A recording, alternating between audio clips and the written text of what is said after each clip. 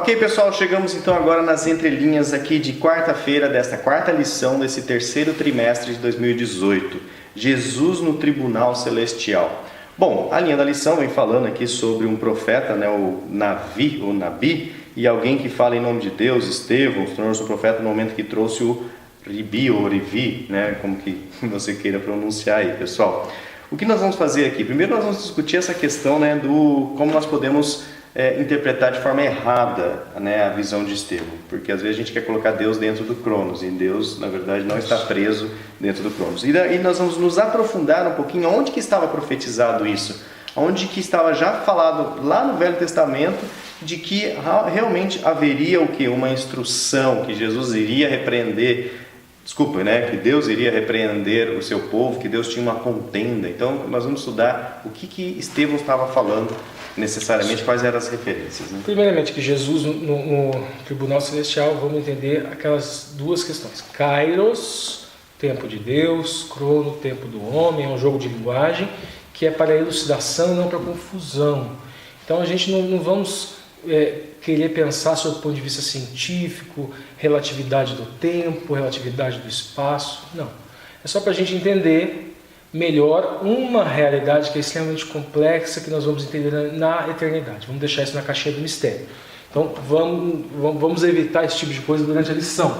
Agora vamos voltar aqui, essa questão aqui. Existe de fato uma conexão do ministério de Estevão com o ministério celestial, existe escatologia, existe profecia. Estevão ali estava sendo um profeta e estava exercitando aquilo que é Rib. Vamos entender essa questão do Rib, ou Riv, que se escreve como um Resh, um Yud e um Bet. O Bet ele tem som de V ou de B, por isso dá a diferença. Primeiro, vamos analisar a pictografia. Esse Resh, cabeça. Podemos fazer aquela aplicação espiritual, o Machia, cabeça da igreja. Yahué, o cabeça da igreja, da esposa. O Yud, uma ação, que no caso aqui é uma contenda. Vocês vão entender por que eu estou dizendo isso. E o Bet, casa. Então, a cabeça, uma ação, e nesse caso específico, uma contenda com a casa. E nós vamos ver isso não só no pictográfico, mas no texto. A gente vai abrir uma linha aqui da pictografia, Alguns até perguntaram no grupo lá do WhatsApp quais letras hebraicas significam nossas letras. Na verdade não há uma relação direta, não tem um A, B, C, D. A gente pode criar em função do som, o som que representa. Mas é mais pictográfico do que propriamente fonético. Começou pictográfico, com imagens que representavam coisas e depois virou um alfabeto propriamente quadrático na evolução. Então, vamos lá, Miqueias 6:1. Ouvi agora o que diz o Senhor, levanta-te, contende, de contenda. Aqui é a primeira vez que aparece como o Paroski cita na lição, com os montes, e ouçam os outeiros a tua voz. Miqueias 6:1, agora Miqueias 6:2. Ouve montes e contenda, de novo a mesma expressão, contenda do Senhor, e vós, fortes fundamentos da terra, porque o Senhor tem uma contenda contra o seu povo. Grave isso, ele tem uma contenda contra o seu povo. Estevão ali estava levantando esta contenda que existia com o povo dele, e com Israel entrará em juízo. Então Estevão era uma contenda do Eterno, diga-se passagem, com o povo. Agora Levíticos 26, 23, para a gente entender Levíticos 26, 3. Lá em Levíticos 26 e Deuteronômio 28 é que nós encontramos a explicação de onde vem esta contenda. Então aqui agora vamos entender de onde vem essa rive, essa contenda que estava sendo levantada no Sinédrio por Estevão, relembrada. E vamos lá, Levíticos 26. Se andares nos meus estatutos e guardares os meus mandamentos e os fizerdes, e andarei no meio de vós, e vos sereis por Deus, e eu vos sereis por povo. Veja bem aqui que guardar os estatutos não é só guardar a lei moral, que aqui seria mitzvah. O próprio Eterno já estava prefigurado nos corbanotes, que também eram leis. Só que o Eterno ele vem e dá um desalinho nos corbanotes. É um sacrifício perfeito. Essa função sacerdotal era apenas símbolo do que o Eterno ia fazer. E negando a instrução, E negando o eterno, nós estaríamos negando toda a Torá, toda a instrução. Ele fala, né? E andarei no meio. No meio de vós. Quem andou aqui no meio foi o Mashiach. foi o Mashiach. Então vamos lá. Então vamos lá, próximo slide. Aqui o Berachot, né, seriam bênçãos, se você obedece às mitzvot. Agora a gente tem uma outra realidade aqui. Vamos lá no Vaikra 26, 18. Mas se não ouvirdes e não fizerdes todos os meus mandamentos, aqui mitzvot, aqui, e se rejeitardes os meus estatutos, uma outra expressão para ler também, e vossa alma se enfadar dos meus juízos, aqui mishpat, não cumprir todos os meus mandamentos, aqui mitzvot, de novo, invalidar o meu conserto. Conserto aqui berit, no Vaikra aqui de novo. A gente tem aqui o cordeiro, que foi sacrifício expiatório, ele substitui Isaac, prefigurando o que o Messias ia fazer por toda a humanidade. Nós vamos analisar mais para frente este concerto e o porquê que eles efetivamente estavam ali negando esse concerto e persistindo nessa contenda. Vamos lá. Agora aqui maldição. Melhor. O Vaikra 26, 18. E se ainda com essas coisas não me ouvirdes, então prosseguirei em castigar-vos 7 vezes, mas por causa dos vossos pecados, porque trarei sobre vós espada. Só a gente lembrar aqui que essas expressões, como o eterno fazendo, são expressões idiomáticas. Nós já falamos de autores, especialistas nesse hebraico bíblico, que eles explicam que esses verbos eles podem estar se referindo a um ato propriamente, direto do eterno, tolerância ou permitir. Então, e aqui no Levítico nós encontramos as duas possibilidades, o permitir e o ato propriamente dito. Então vamos lá, castigar-vos por 7 vezes, aqui no Vaikra 26, 29, porque trarei sobre vós espada. Lembra que o Messias disse que trará espada?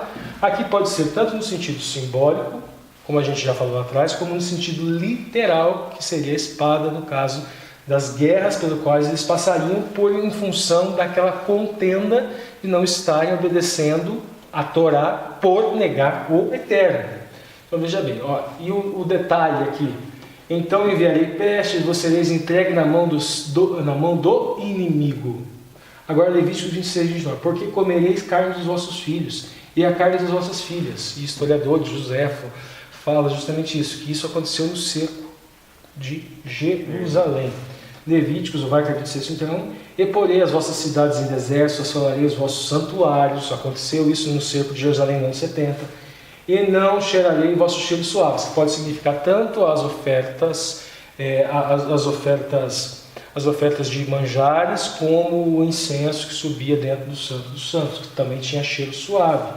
E o Senhor vos espalhará entre todos os povos, desde a extremidade da terra até a outra extremidade da terra, e aí servireis outros deuses que não conhecestes, nem tu nem seus pais, ao pau e à pedra, porque os ídolos eram feitos de pau e pedra e não eram nada. Vos espalhará. A gente volta a fazer um reporto para José. Havia muitos judeus da diáspora, o próprio Estevão, um judeu helenista, ele era helenista justamente em função das diásporas. Mas o que Deus faz? Vamos nos reportar José e o discurso de Estevão, quando ele usa José. Deus transformou bênção em maldição. Os irmãos foram invejosos, Deus transformou bênçãos em maldição. Agora, o que acontece? Desculpa, transformou maldição em bênção. Desculpa, maldição em bênção. Esse espalhar, porque havia essa contenda e eles estavam anulando ao longo da história, serviu de bênção para as outras nações. Sim. Esse povo estava se recusando ao longo da história, não só em cumprir, mas em levar. Eles ficavam só no clubinho deles. Essa boa nova. Só nas tribos deles, né? E nesse período histórico era a última chance para eles. Não, vocês têm que levar essa boa nova. Vocês vão ter um tempo aí, nós vamos ver que isso foi profetizado. E esse espalhar, nós temos Jonas, foi uma bênção para Nínive e para os assírios, um dos inimigos que está sendo citado aqui em Levíticos. Nós temos Daniel, que foi uma bênção para a Babilônia. Nós temos Daniel também, uma bênção ali naquele começo para Dario, o grego, o Império Medo-Persa. Daí nós temos o período intertestamentário. Nós temos, antes do período intertestamentário, nós temos Esther e Mardoqueu, que também foram uma bênção para o Império Assírio. E nós temos agora aqui Jesus, que sendo também uma bênção para os gentios e os seus discípulos, obviamente.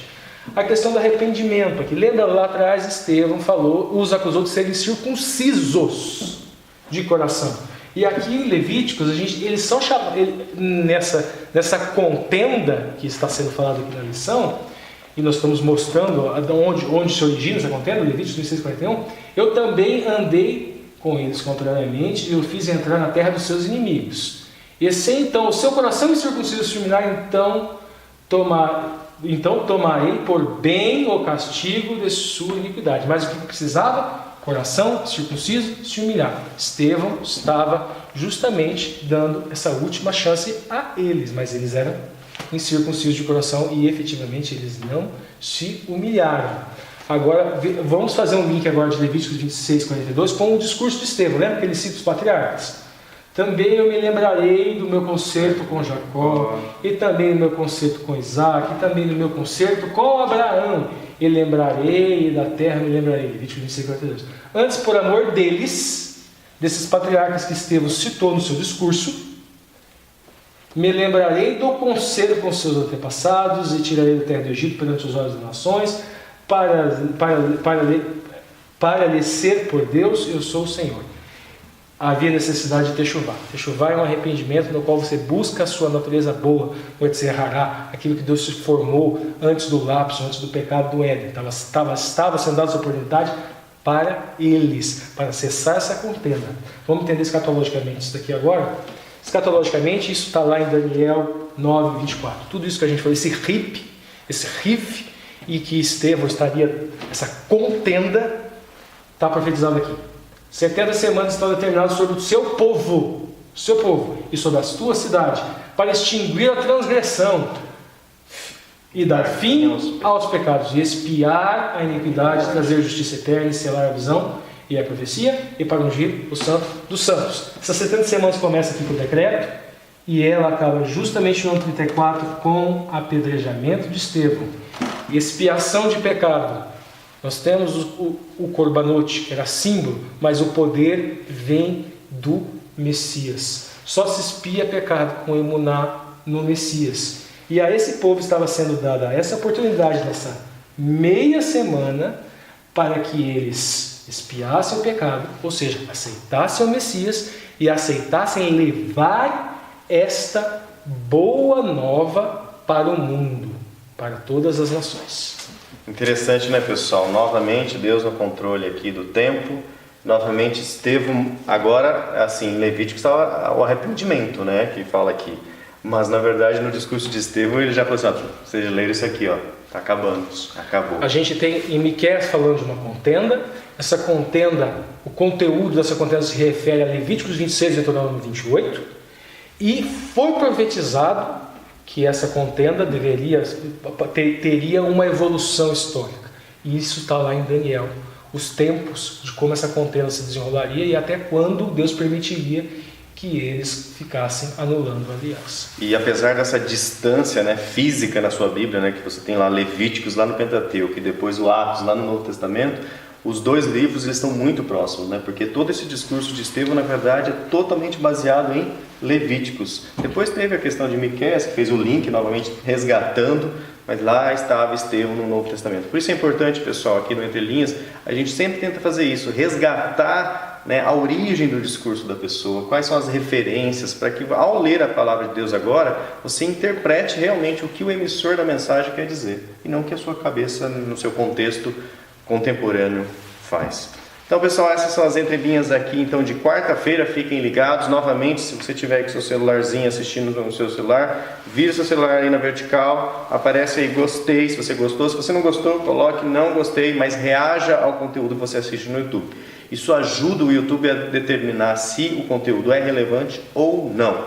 Se ele tem alguma qualidade, se as pessoas realmente gostam, curtam, discutam, se inscreve. Se não, o YouTube, o algoritmo entende que não deve ser sugerido a outras pessoas. Como é a palavra de Deus, nós entendemos que essa palavra tem que ser sugerida assim. Se nós tivéssemos o controle do algoritmo do YouTube, né, com certeza nós estaríamos lá na página inicial dos trends lá, das tendências, né, pessoal? Mas vamos devagarzinho, o Espírito vai guiando. Então, faça a sua parte, se você puder. Compartilhe aí no WhatsApp, compartilhe nas suas redes sociais para que mais pessoas venham refletir e unir essa palavra nesse entendimento que é o que Deus deseja, que nós entendemos a sua mensagem e não caiamos no erro, ok? Fica um abraço então, nos vemos então nas entrelinhas de quinta-feira.